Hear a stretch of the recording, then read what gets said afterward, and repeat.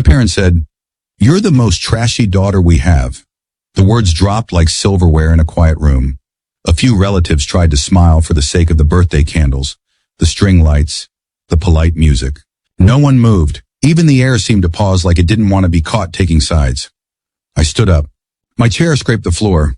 One clean note, a blade across tile. "Then stop calling me when you need money." Faces fell. Breath stalled mid-chest. The music kept playing something cheerful and wrong. "Hi everyone. My name is Zara, and I've learned that the people who taught me not to beg are the same people who beg in private.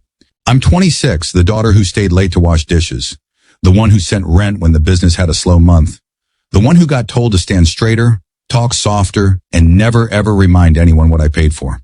Mom blinked, lips rounding into a perfect O that could pass for surprise or offense depending on who was watching. Dad's jaw worked like he was chewing a word he didn't want to swallow in public. My sister toyed with a ribbon on the gift table as if this were just decor, like my life had been sprinkled on for color. I stayed very still. It's funny what a still body hears. The clink of a cousin's bracelet, the hum of the refrigerator, the tiny tremor in my sister's voice when she said, "You didn't have to say it like that, as if tone were the crime, not the history." The table smelled of citrus cleaner and resentment. A half-eaten slice of cake sat near my plate. The fork stabbed upright like a flag. I watched Mom's eyes flick to my phone. She knew exactly what was in there. Transfer receipts with midnight time stamps, the quiet lifelines I'd sent, the emergencies I'd resolved because family doesn't need to ask twice. "Zara," Dad said, smoothing his napkin with slow, practiced calm. "There's no reason to embarrass us." The word he uses when he means me. I kept my voice low. "The way you speak to a skittish animal. I'm not trying to embarrass anyone. I'm trying to retire from being useful only when it hurts." Silence moved through the room like a weather front. Aunties studied their tea. Uncles adjusted watches that weren't late. My sister finally met my eyes, and for a second I saw the girl who used to hold my hand crossing the street. Then she blinked it away. So I let the moment breathe. I let the music play something bright over something broken. I let them all decide whether I was bluffing. And then, without sitting down, I placed my palm over my phone, opened the banking app, and hovered my thumb above pause transfers. No one spoke.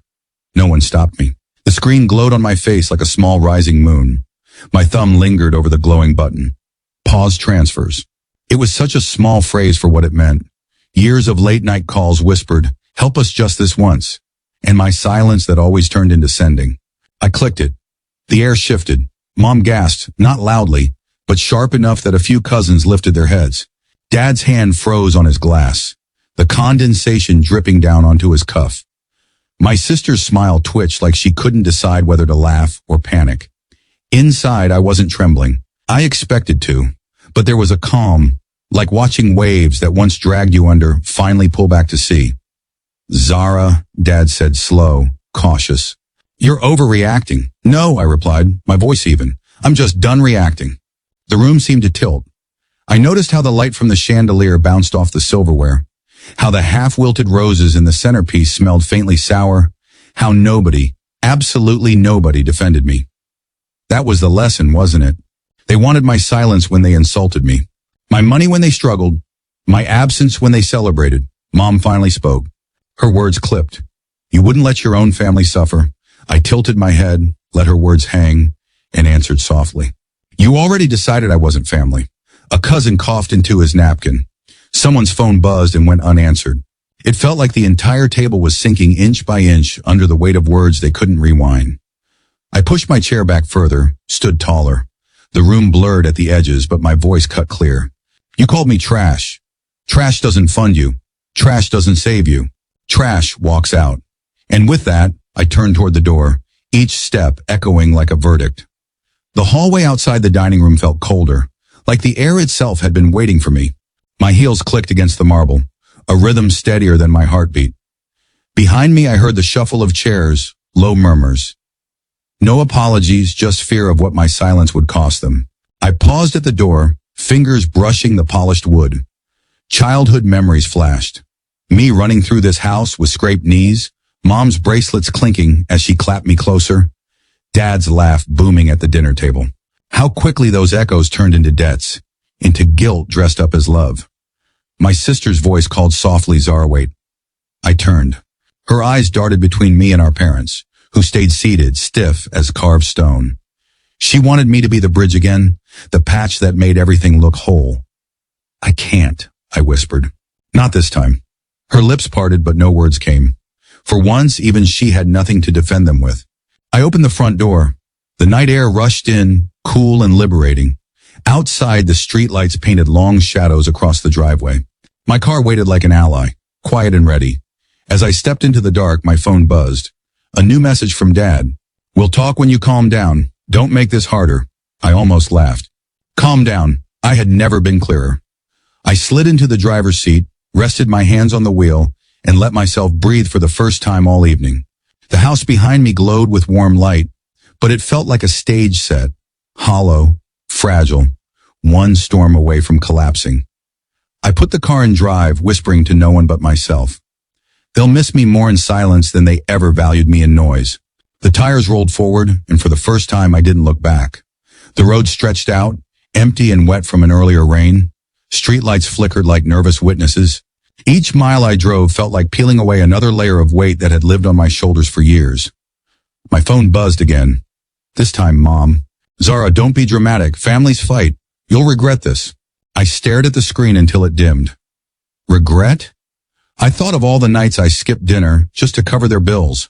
The jobs I turned down because they needed me close. The endless silence I swallowed whenever they cut me down in front of others. If regret had a face, it wasn't mine. It was theirs. I pulled into a gas station, the neon humming in the night. Sitting there, I watched other families pass.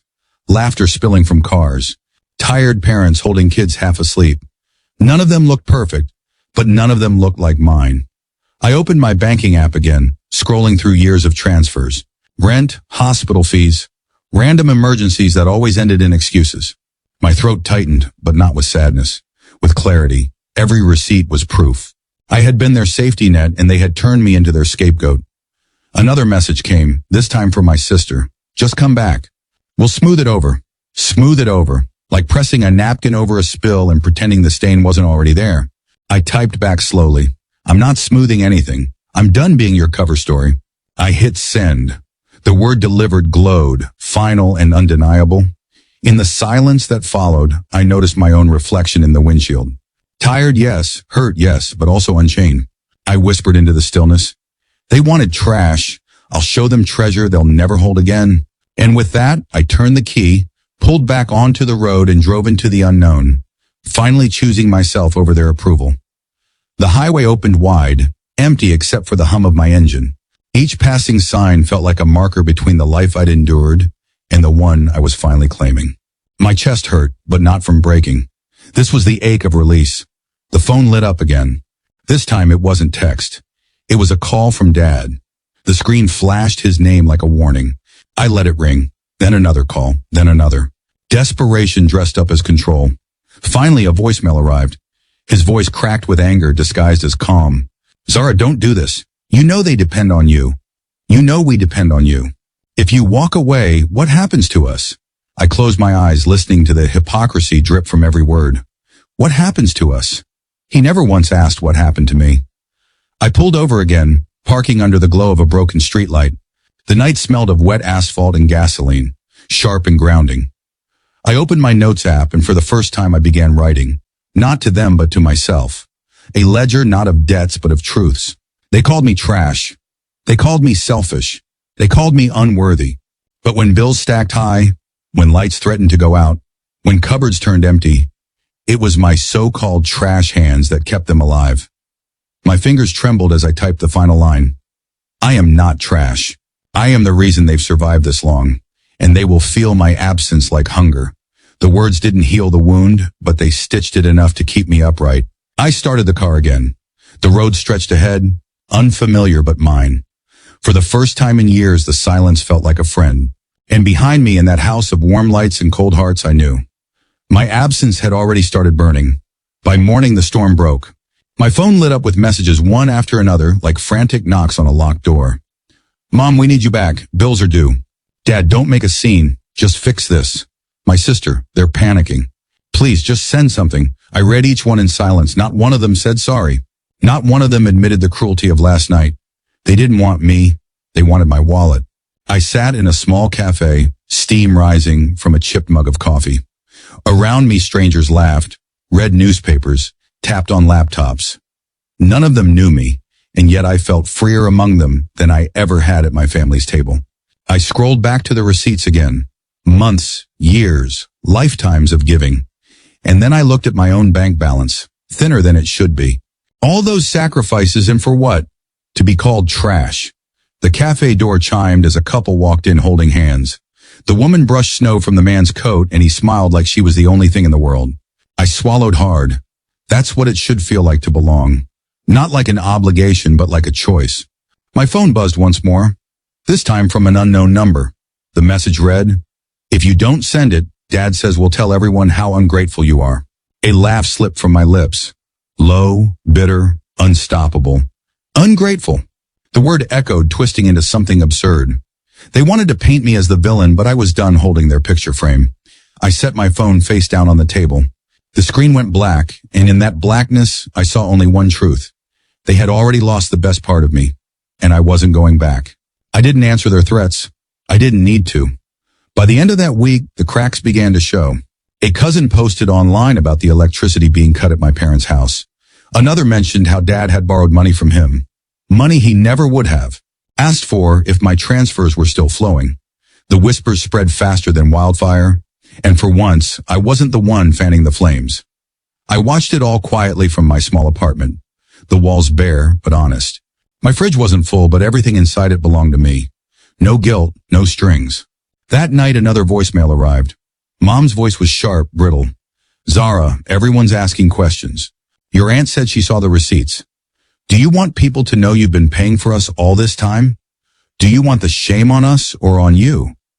Her words cracked in the middle, and for the first time, I realized it wasn't control she feared losing. It was reputation. Without me, the illusion shattered. The respectable family everyone admired was nothing but a house built on my silence. I sat by the window watching the city lights scatter across the dark. My phone buzzed again, my sister this time. "They're scared, Zara. You've got all the proof." "Don't ruin us," I typed back one sentence. "I'm not ruining you. I'm just done saving you." The message sent, delivered. And in that moment, I felt the balance tip. For once, I wasn't the desperate one. They were. And I knew. Part of me had already won, but the real justice was still waiting, just one step away. The final crack came on a Sunday morning. I was sipping tea by the window when my phone lit up.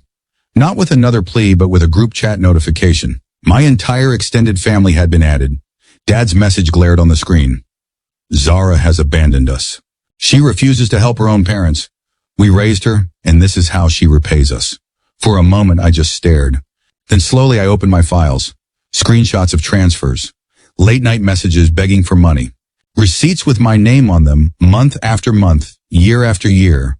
Proof that the daughter they called trashy had been their lifeline. With one steady breath, I dropped every single file into the chat. Dozens of images appeared in sequence. Irrefutable, undeniable. Silence followed. Not a single defense, not a single insult. Just the weight of truth pressing down on them all. Finally, my cousin, one of Dad's favorites, replied, "Zara, you've been carrying them all this time?" I didn't answer. I didn't need to. The evidence spoke louder than I ever could. Minutes later, my sister called. Her voice trembled. "They're humiliated. Everyone knows now. What did you do?" I spoke softly, almost kindly. "I just stopped hiding their trash. I let it sit in the light." She cried quietly on the other end. But I felt nothing. Not guilt, not triumph. Just peace. That evening, as the sun bled into the horizon, I finally turned my phone off. No buzzing. No begging. No weight on my shoulders. Just silence. For the first time in my life, I wasn't their daughter. Their scapegoat. Their safety net. I was simply me, and that was enough.